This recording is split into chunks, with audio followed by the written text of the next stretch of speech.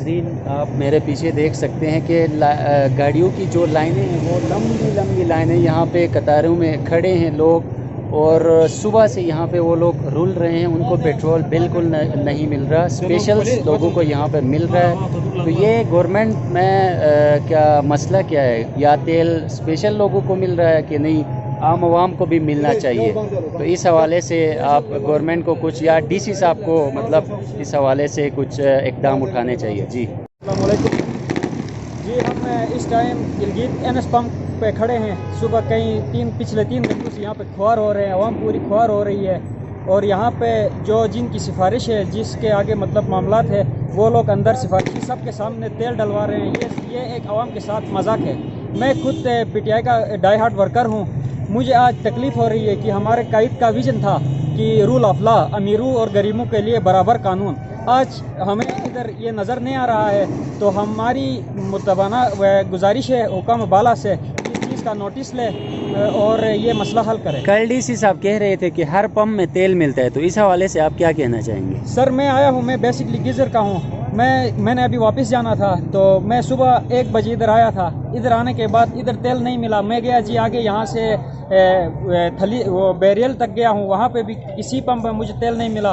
फिर मैंने दनियोर से होते हुए यूनिवर्सिटी रोड जितने भी पंप थे वहाँ गया, उधर भी नहीं मिला।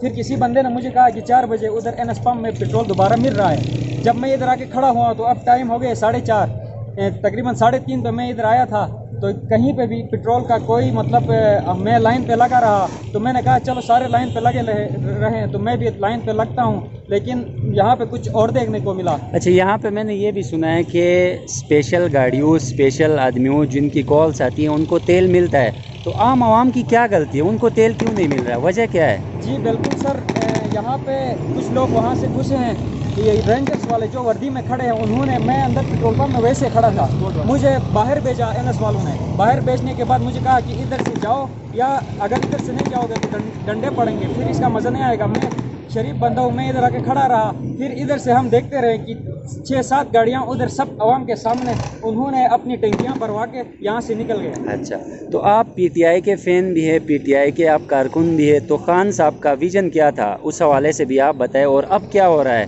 क्या करप्शन कम हुई है कि नहीं? जी ये जो माफिया है इस टाइम एक्टिव है।